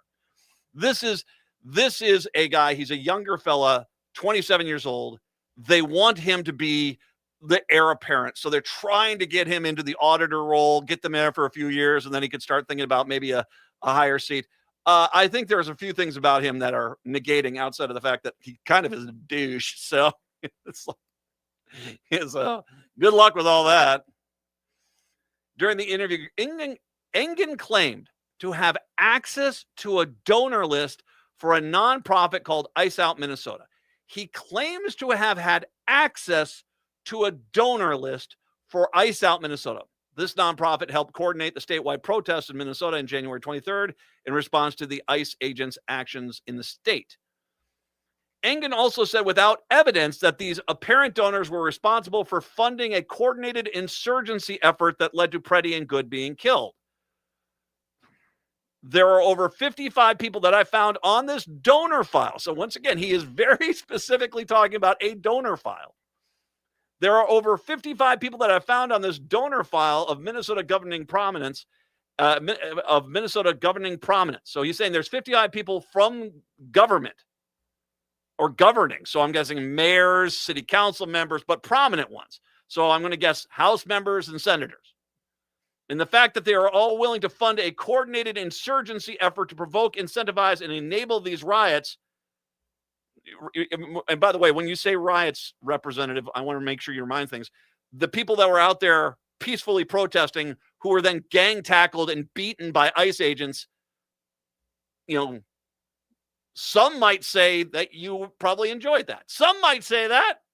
See Representative Davids. Some might say that he was, yay, beat the people of Minneapolis. Yay! Some might say that you did that. I'm not saying you did it. I'm just saying some might say that. But he once again leaned heavy into this list that he insists he has seen. It really was them trying to sow the chaos that led to 2 deaths. No, it's the people who fired the bullets that. You know what was really responsible for George Floyd's death? Old Country Buffet. I mean, come on, man. You can't do it like that. Who killed these people were the ICE agents. Neither of these people were guilty of anything that warranted, even if you want to give the most far-right mentality, warranted an instantaneous death sentence, you morons. But no, they murdered him. And people protesting is a constitutional right. You stupid 27-year-old who doesn't seem to understand protesting is a constitutional right. Oh, we have to do it only the way that you want us to? Oh, I don't know. I'm asking that question. Is that what you're saying? Is that we can only protest the way you tell us we can protest? They weren't being violent. Bovino and his thugs corps were the ones being violent. It was really them trying to sow the chaos that led to 2 deaths, and so disheartening and disgusting that they're willing to use Minnesotans as political pawns by setting up a very highly sophisticated, coordinated effort to sow chaos in the streets. No, what sowed chaos in the streets was the Republican Party of Minnesota welcoming in fascist troops to start clubbing the people of the city, kidnapping people of the city, and murdering people in the city. People don't like that, and you don't want to accept that. That's what your party did. Your party welcomed in the mama's boy, Nick Shirley, from Utah, to do the hate bigot video, the racist video against the Somali daycares, which then you gleefully got to Trump. And I'm guessing many members of the Minnesota Republican Party called them and said, send in ICE here to crack some skulls. I'm going to guess. So that's what caused all this. People protesting, you guys, your entire narrative, the Minnesota Republican Party's narrative was stay in your house, lock the door, close things, and if you hear screams outside, just ignore them. That was your entire that was your how do you get through this? Well, the people of Minneapolis and the people of Minnesota said F that, so it's just the way it is. Engen did not respond to multiple requests to comment on the story and provide the evidence that he claims he's seen. And here's where this gets a little bit funny. Once again, the man that wants to be the state auditor. It's unclear what information Engen is referring to in his segment with the conservative talk show host. ICE Out Minnesota is a relatively new organization, and its donors list is not publicly available. Also, as a 501c3 nonprofit organization, the IRS would typically not make the ICE Out Minnesota donor list public. The organization also encourages nonviolent protesting, as they demand accountability for federal agents who have been absent from the Trump administration. During the town. Okay, so once again, he is saying he has seen a list. Well, they're a brand new organization. They haven't had to release their list yet. And even if they did, it's a 501c3, which actually brings in, maybe he has. Has he been given access to a 501c3's donor list, the same 501c3s that the Democrats can't see when the Republicans get funded with billions of dollars for their campaigns. Has Engen been given access to a 501c3 donor list, which he should not have access to? He's implying he has. He is saying, I have seen this donor list. It's all a bunch of prominent political people. That implication, paraphrasing, but it's a whole bunch of prominent political people. I've seen it, and they're all guilty. Where did you get this list? They haven't had to file one yet. And even if they did, it's a 501c3, so you shouldn't have access to the donors. So, Elliot, are you lying? Or is someone in the Trump administration giving you access to files that you shouldn't be looking at? Because it seems like it's one of the two things. Either you're lying or you've been given access to files you shouldn't be giving access to. So which one is it? During the town hall on January 28th, Engen also blamed Governor Walz that led to Preddy's death. No, that was the ICE agents that you guys welcomed into the state. He has served the Minnesota House of Representatives since 2023. He's running for state auditor this year. His campaign website, the 27-year-old, says his experience setting up a Turning Point USA chapter while he attended Hamline University gave him the skills in accountability and oversight needed to be state auditor. Skills in accountability and oversight. You've claimed to have seen a donor list, which should not exist. And even if it does exist, you should not have access to. Skills in accountability and oversight, and you think you should be the auditor? Well, then I'm going to call your 27-year-old punk ass out. Show us what you're talking about there, Elliot. You want to be auditor? Show us what you're looking at, Elliot.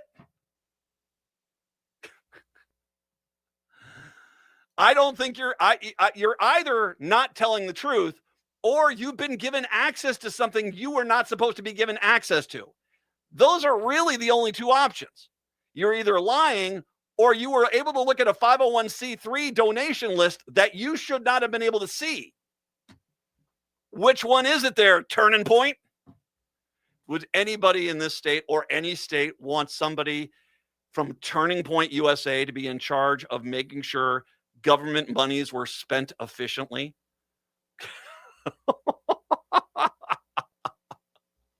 Hi, I'm Elliot. You can trust me. I love Turning Point USA. Not actual audio. Just okay. Some might say it's actual audio, but it's not actual audio. I'll clear that up right now. It's not. I will say one last thing here. There is another guy, Walter Hudson, who's also going out there and trying to make as many negative comments as he can about protesters and that how that the people who are protesting and upset about fascism and authoritarianism coming in here are really the problem. It's not the jackbooted thugs that the conservative side have warned us about for years. It's the fact that we don't like jackbooted thugs that is the real problem. All three of these guys, they all have the earmarks of people who are addicted to their Twitter account, message boards where you have a bunch of, repressed, probably virgins, some might say virgins, who are sitting there and going, you're so right, you're so right. And they become addicted to that never-ending vicious circle of troll. But there's also another thing here. The fact that all three of these guys, that they clearly there is no attempt at trying to work with the other side or appeal to the other side. I think that this is a pretty good sign that the Republican Party's own numbers are showing they're about to get annihilated this election cycle. And so they're not even trying. What they're doing is they're just trying to pander to the most extremist people and say, you might be the only thing that keeps me in office. So we'll have to see. But yeah, I think that this is the fact that these guys are so belligerent so early and so quickly, and they're so, gasoline everywhere. Let's start throwing some matches and burn the whole place down. I think that tells me, especially since Klobuchar, and I know a lot of people might not be the biggest fan of Klobuchar, but Klobuchar running for governor is a huge problem for them because she has coattails, especially in outstate Minnesota. And it's going to be interesting. You're going to have a lot of people. They're going to be begging people, hey, you can vote for Amy Klobuchar, but hey, make sure you vote for me, the Republican, as well. That's what eventually it's going to be. I think that's what we're really seeing with all this stuff. 952-946-6205. 952-946-6205. We'll take a break, come back. It's the Matt McNeil Show.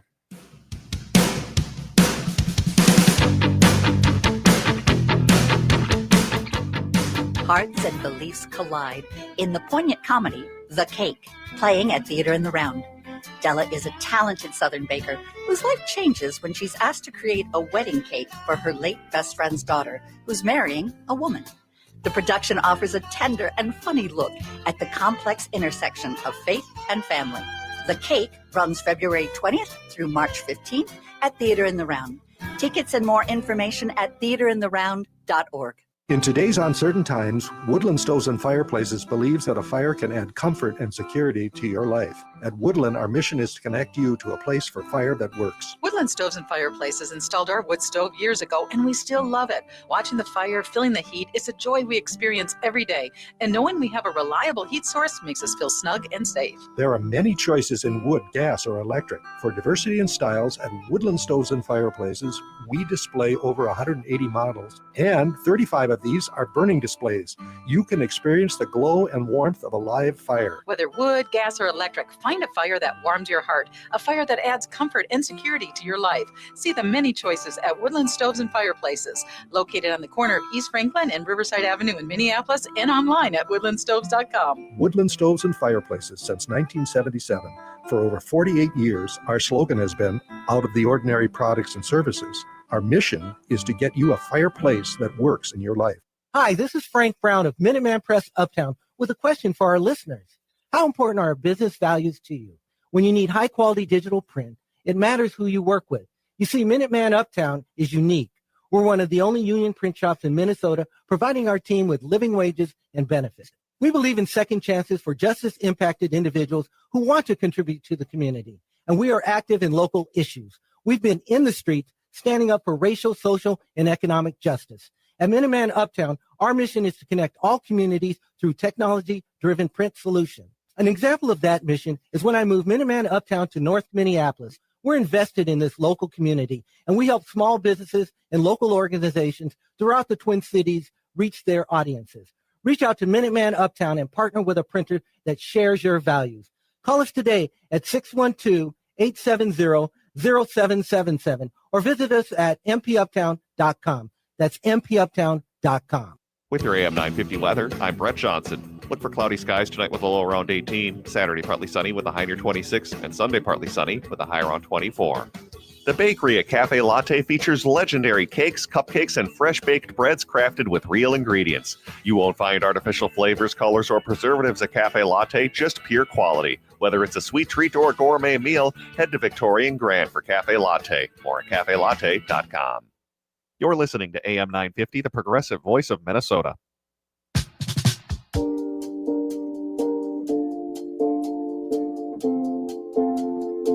It is the Matt McNeil Show. 952-946-6205, 952-946-6205. Good to be with you on the Blue Amp Media Network at blueamp.co on Substack, and of course on AM 950, the progressive voice of Minnesota. I should mention as well here really quick, once again, we usually post the show and stuff on the social medias. That's not going to happen. I got to run out. I'm going to go see Guys and Dolls tonight. So I'm not going to have time to get it done tonight, but I'll try to get that all posted tomorrow, including clips from the show, the choice cuts, which a lot of people have been enjoying us posting those out there. So make sure you check in there and make sure you have a nice night out there, whatever you're doing. 952-946-6205, 952-946-6205. Speaking of the ice, nearly 24 cities across the Twin Cities metro area are now asking the state for immediate aid in the wake of Operation Metro Surge. The group dubbed the Cities for Safe and Stable Communities Coalition is 21 cities from Vadnais Heights to Eden Prairie. And for the people here that are not in the metro area, Eden Prairie is a pretty wealthy town. And so, yeah, the fact that this isn't just a bunch of, lower income, high minority areas. This is across the entire metro area, wealthier suburbs, more white suburbs. All these towns are basically having trouble because of ICE agents right now.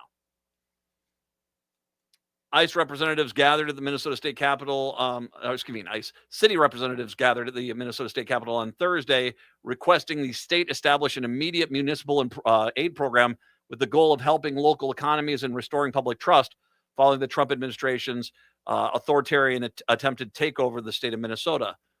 We went from 200 agents in Minnesota to 3,000 agents. That's ridiculous. That's not immigration enforcement. That's an occupation of our cities, said Patrick Hanlon, the mayor of Hopkins, my city, according to the coalition's, adding the coalition is nonpartisan.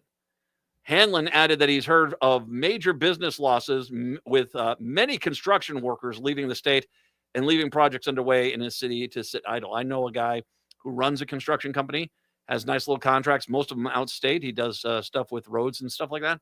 He is, for the fourth week in a row, having to go away from his wife and kids to go on out and work on the site because they don't have workers anymore. He is working basically like 16-hour days, Monday through Friday, and then he's working all day Saturday and Sunday too because they don't have workers. Columbia Heights reported its local commerce has dipped 40% during the 10 weeks of Operation Metro Surge. And by the way, this was by design. The Republican Party of Minnesota did this by design. They wanted to do an economic embargo because those impotent jackasses are basically sitting there and furious that metro area doesn't vote for them. And henceforth, it's almost impossible for them to win the state. So they wanted to punish the city. Republicans did this with intent. They're doing this with intent. And I guarantee you we're about to get, well, my town out in my rural community, they need help now.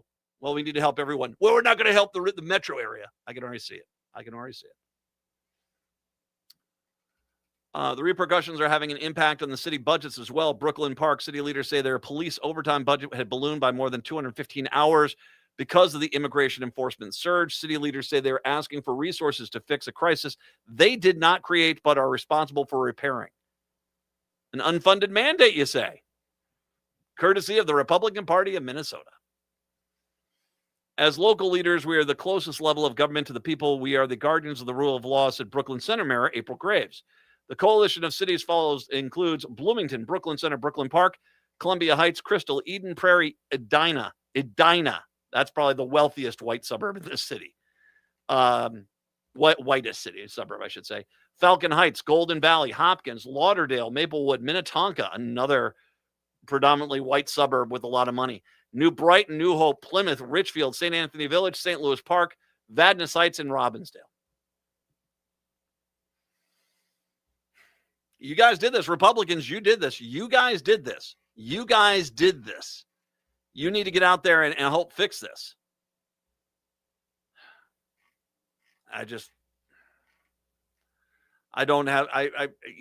They seem to be, the Republican Party seems to only be about feeding the trolls on their Twitter page at this point. They don't care about the state of Minnesota. Well, they clearly don't care about the state of Minnesota. They basically encourage Trump to send an authoritarian, fascist, Gestapo-like police force into the state to attack its state. They represent this state, and they ask for this state to be attacked. Honey, I love you and all here, but I've got Guido over here. He's going to beat the living daylights out of you because I love you. What's wrong with you people? They welcome them in to beat us. They welcome them in to economically hurt us. And, of course, now they're going to be like, I'm up on Twitter right now. I told all those libs. They're not going to get a dime from me. Ha, ha, ha, ha. And that is your modern Republican right now.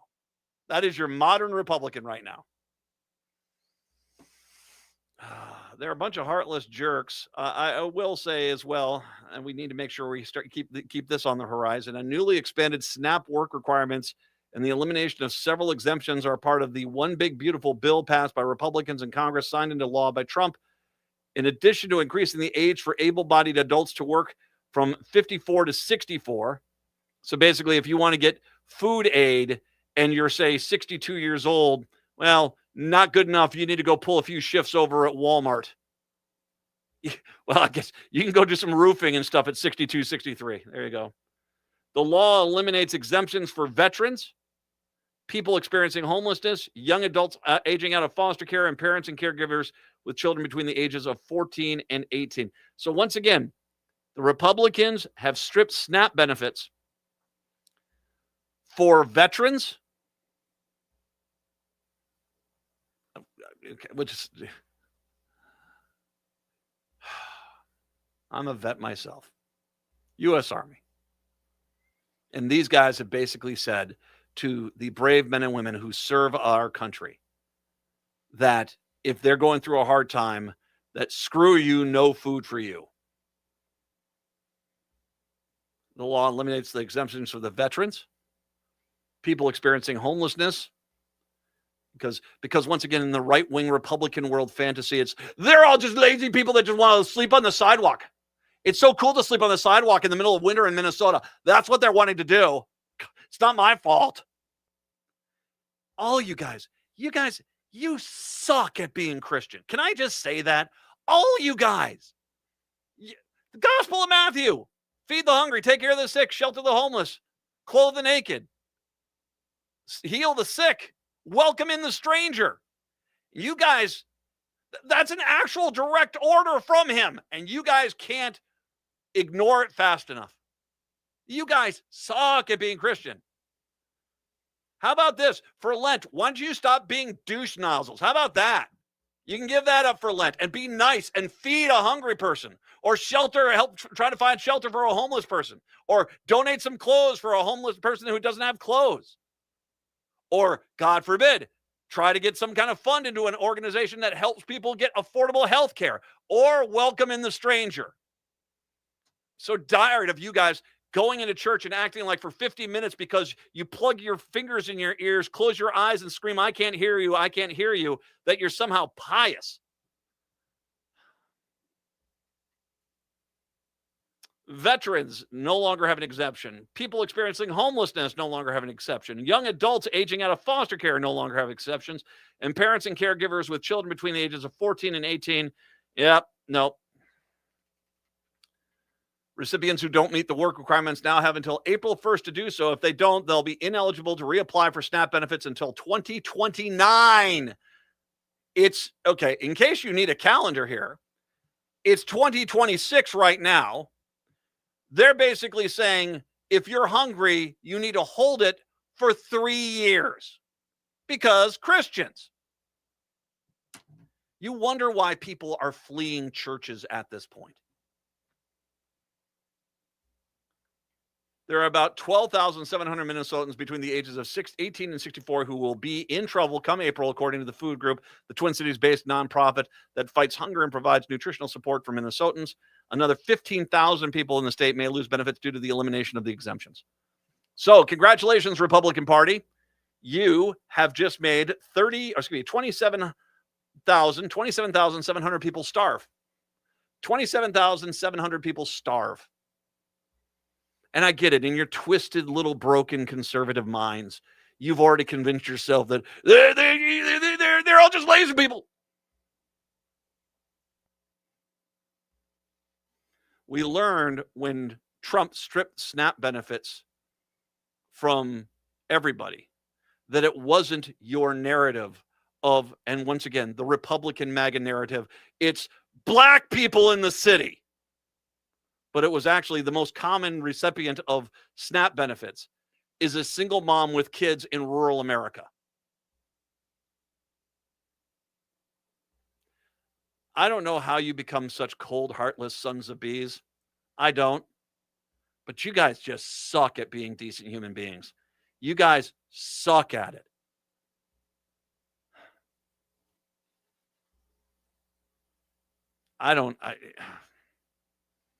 Attacking Alex Preddy, taking food out of hungry people's mouths, hurting communities left and right. That's the Republican legacy. And I haven't even gotten into them trying to pollute all the water in the state or ripping apart the Boundary Waters canoe area or killing the farming sector. You guys are the villains. You guys are the villains. No matter how much your little freaking circle jerk of a hate group on Twitter keeps telling you you're the heroes. No, you're the villains. 952-946-6205. 952-946-6205. We got a Friday. I got some music, appropriate music to take us into the weekend. We'll come back. It is the Matt McNeil Show.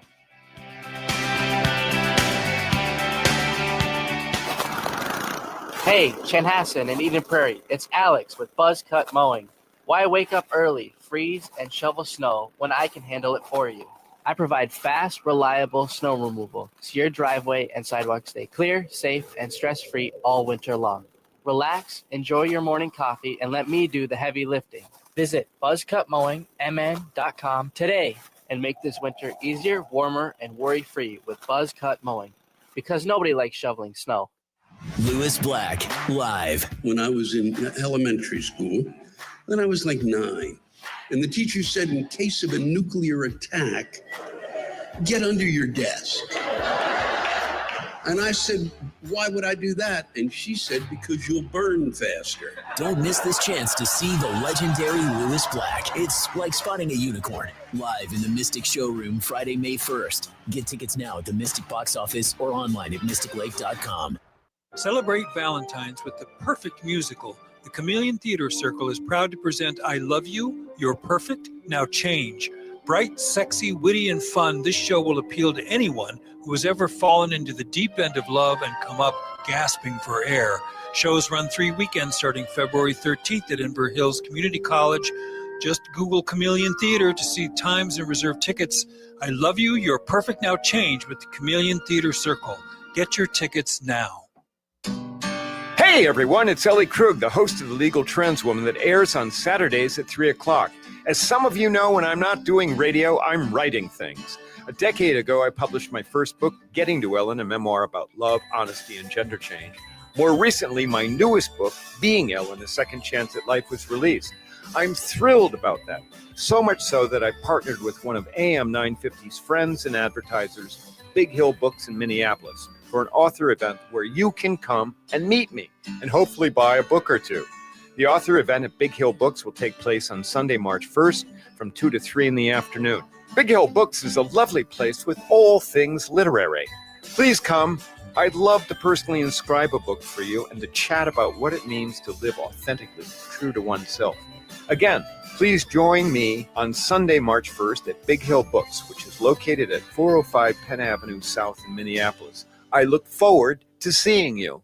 At Schroman Law, we provide more than just legal documents. We walk alongside our clients to ensure their wishes and legacies are being honored with every choice. And we do this while recognizing that this process can be emotional and weighty. Our team includes attorneys, as well as a grief coach and a published writer ready to assist with legacy letters and extra wishes to go alongside your healthcare directive. Contact us today to learn more at schromanlaw.com.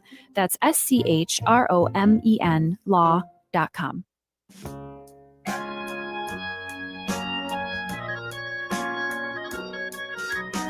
It is the Matt McNeil Show. That is going to do it for us for this week. I got some music coming up in a second, but I'll get there in a second, okay? Have a good weekend. Try to keep sane. Enjoy some of the Olympics. Try to have some fun. We will be back here on a Monday to make sure we keep freaking holding these jerks accountable, okay? Because somebody's got to do it. Somebody's got to do it. Oh, fine. I'll do it. I'm not dancing to this one. It's just a good song. U2 came on out with their version of a protest song. Here you go. It's going to take us out for your Friday. Have a fantastic weekend. We will be back here once again on a Monday. Till then, see ya.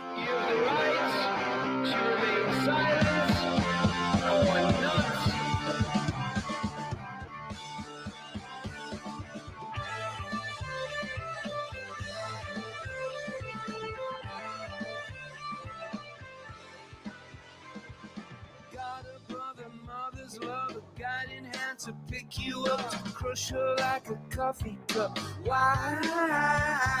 Crossing out a yellow bus, our children teach us who to trust. The worst can't kill what's best in us, but they can try. America will rise against the people of the lie. I love you more than hate loves more. I love you more than hate loves more.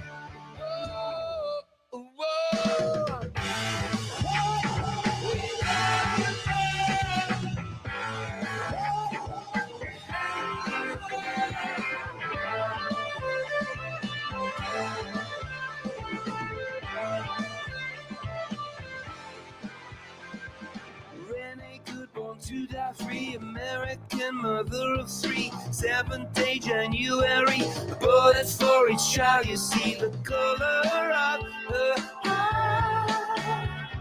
9:30 Minneapolis to desecrate domestic bliss. 3 bullets blast, 3 babies kiss. Renee the domestic terrorist, but what you can't kill can die. Hey, this is Andy Otto, Executive Director of Twin Cities Pride and your host of Twin Cities Pride Amplified. Our community needs your help. Twin Cities Pride is collecting donations to help our local community in need. We're